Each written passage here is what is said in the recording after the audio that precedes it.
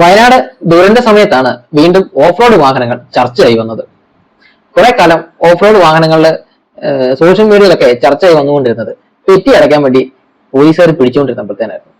അതിനുശേഷം വീണ്ടും ചർച്ചയായി വന്നത് ഈ വയനാട്ടിൽ ഉരുൾപൊട്ടി കഴിഞ്ഞപ്പോഴത്തേന് അവിടെ സാധാരണ വാഹനങ്ങൾ കയറി ചെല്ലാൻ പറ്റുകയില്ലാത്ത സ്ഥലങ്ങളിൽ ഓഫ് റോഡ് വാഹനങ്ങൾ വേണം. അതിന് അവിടുത്തെ അധികാരികൾ തന്നെ ഇടപെട്ടുകൊണ്ട് അവിടുത്തെ ഒരു ഓഫ് റോഡ് ടീമിനെ വിളിച്ചു വരുത്തുകയാണ് ചെയ്തത്.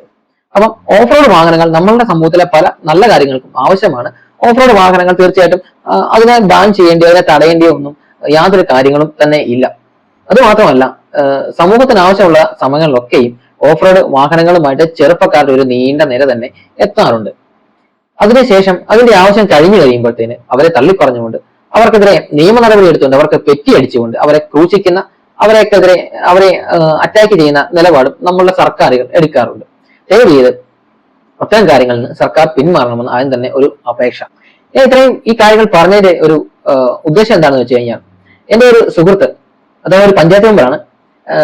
അദ്ദേഹത്തിന്റെ പഞ്ചായത്ത് മെമ്പർ എന്ന ആ പരിധിക്കുള്ളിൽ നിന്നുകൊണ്ട് അദ്ദേഹം ചെയ്ത ഒരു വളരെ വലിയൊരു കാര്യം, ഓഫ് റോഡ് വാഹനങ്ങൾക്ക് വേണ്ടി അദ്ദേഹം ചെയ്ത ഒരു വളരെ കാര്യം ഇന്ന് സോഷ്യൽ മീഡിയയിൽ വളരെയധികം ചർച്ചയാക്കപ്പെട്ടിരിക്കുന്നു. അതുപോലെ തന്നെ സോഷ്യൽ മീഡിയയിൽ ഓഫ് റോഡ് വാഹനങ്ങളോട് താല്പര്യപ്പെട്ട് നിൽക്കുന്ന അല്ലെങ്കിൽ ഓഫ് റോഡ് വാഹനങ്ങൾ ഉപയോഗിക്കുന്ന ആളുകൾ ഒരുപാട് ഷെയർ ചെയ്യപ്പെടുന്ന എന്റെ ശ്രദ്ധയിൽപ്പെട്ടു.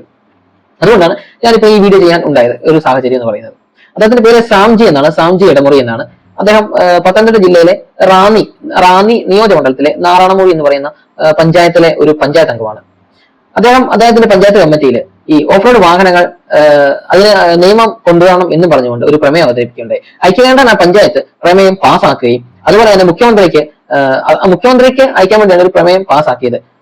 എന്തായാലും ശരി, ഈ ചെയ്ത ആ കാര്യത്തിന് വളരെയധികം ഒരു സോഷ്യൽ മീഡിയയിൽ അടക്കം ഈ ഓഫ് റോഡ് വാഹനങ്ങൾ ഉപയോഗിക്കുന്ന ആളുകൾ വളരെയധികം സ്വാധീനം ചെലുത്തുന്ന ഒരു സംഭവമാണ് ഉണ്ടായത്. അദ്ദേഹത്തിന്റെ ഒരു പഞ്ചായത്ത് അംഗം എന്ന ഒരു പരിധിയിൽ നിന്നുകൊണ്ട് അദ്ദേഹം ഈ ചെറിയൊരു കാര്യം ചെയ്തു. അങ്ങനെ അദ്ദേഹത്തിന് ചെയ്യാൻ പറ്റുമെന്നുണ്ടെങ്കിൽ എന്തുകൊണ്ട് ഈ സർക്കാരിന് ഐക്യകണ്ഠേന ഒരു പ്രമേയം പാസ്സാക്കി ഈ ഓഫ് റോഡ് വാഹനങ്ങൾ അതിനെതിരെയുള്ള നിയമം ക്യാൻസൽ ചെയ്യുന്നതിന് വേണ്ടിയിട്ട് എന്തുകൊണ്ട് സർക്കാരിന് ഒരു ഐക്യകണ്ഠേന പ്രമേയം പാസ്സാക്കാനും അതിനനുകൂലമായിട്ടുള്ള നിയമ ഭേദഗതി കൊണ്ടുവരാനും കഴിയുന്നില്ല? അത് അത്യാവശ്യമായിട്ട് ചെയ്യേണ്ട ഒരു കാര്യമാണ്. ഈ ആളുകൾക്ക് ആവശ്യമുള്ള സമയത്ത്, അല്ലെങ്കിൽ പ്രളയം പോലെ, അല്ലെങ്കിൽ ഈ ഉരുൾപൊട്ടൽ പോലെയുള്ള മഹാമാരികളും പേമാരികളും വന്നു കഴിയുമ്പോഴത്തേന് എന്താണെങ്കിലും ഓഫ് റോഡ് വാഹനങ്ങളെ ആശ്രയിക്കേണ്ടി വരും. അപ്പം അവർക്ക് നിരന്തരമായിട്ട് ഓഫ് റോഡ് വാഹനങ്ങൾ നിരത്തിലിറക്കുന്നതിനുള്ള അനുകൂലമായിട്ടുള്ള സാഹചര്യം ഒരുക്കി നൽകേണ്ടത് നമ്മുടെ സർക്കാരിന്റെ ഒരു ആവശ്യമാണ്.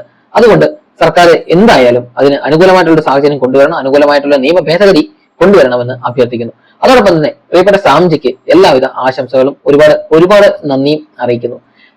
ഈ ഒരു ചെറിയ ഇടപെടലിന് പബ്ലിക്കിന്റെ ഇടയ്ക്ക് അല്ലെങ്കിൽ പൊതുജനങ്ങൾ ഇത് അറിയേണ്ടതായിട്ടൊരു ആവശ്യമുണ്ട് എന്ന് ഞാൻ താല്പര്യപ്പെടുന്നു, അല്ലെങ്കിൽ എനിക്ക് തോന്നുന്നു. അതുകൊണ്ടാണ് ഞാൻ ഇപ്പോൾ ഈ വീഡിയോ ചെയ്യാനിടയായത്. ഇതിനു മുമ്പ് ഈ ഓഫ് റോഡ് വാഹനങ്ങളെ പറ്റിയുള്ള ഒരു സംസാരം ഞാൻ കേട്ടിട്ടുള്ളത് നിയമസഭയിൽ മാത്യു കുഴൽനാടൻ MLA പറഞ്ഞ ഒരു സംഭവമാണ്. അദ്ദേഹം ഇതുപോലെ തന്നെ ഓഫ് റോഡ് വാഹനങ്ങളെ അനുകൂലിച്ചും അല്ലെങ്കിൽ വാഹനങ്ങൾ മോഡിഫൈ ചെയ്യുന്നതിന് അനുകൂലിച്ചും കൊണ്ടൊരു പ്രസംഗം ഉണ്ടായിരുന്നു. അപ്പൊ അതും സോഷ്യൽ മീഡിയയിൽ വളരെയധികം സ്വീകാര്യത ലഭിച്ച ഒരു കാര്യമായിരുന്നു. അതിനാൽ ഐക്യകണ്ഠേന സർക്കാർ ഈ ഓഫ് റോഡ് വാഹനങ്ങൾക്ക് മോഡിഫിക്കേഷൻ ചെയ്യുന്നതിന് വേണ്ടിയുള്ള ഒരു അനുമതി കൂടെ നൽകണം എന്ന് ഒരു അഭ്യർത്ഥനയുണ്ട്. കാരണം ഈ ഓഫ് റോഡ് വാഹനങ്ങൾ അല്ലെങ്കിൽ സാധാരണ വാഹനങ്ങൾ ഓഫ് റോഡ് വാഹനങ്ങളാക്കി മാറ്റുന്നതിനായിട്ട് ഒരുപാട് ചെലവുണ്ട്.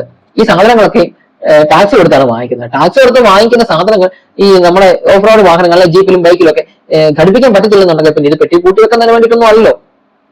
അപ്പം ദയവേത് ഈ സർക്കാരിനോട് ഒരു അപേക്ഷയാണ്, ഓഫ് റോഡ് വാഹനങ്ങൾക്ക് വേണ്ടിയിട്ടുള്ള ഒരു അപേക്ഷ കൂടിയാണ്. അവർക്ക് അനുകൂലമായിട്ടുള്ള ഒരു സാഹചര്യം ഉണ്ടാക്കണം, അനുകൂലമായിട്ടുള്ള ഒരു നിയമ ഭേദഗതിയും കൂടെ കൊണ്ടുവരണം. അതോടൊപ്പം തന്നെ പ്രിയപ്പെട്ട സാംജിക്ക് ആശംസകൾ, നന്ദി.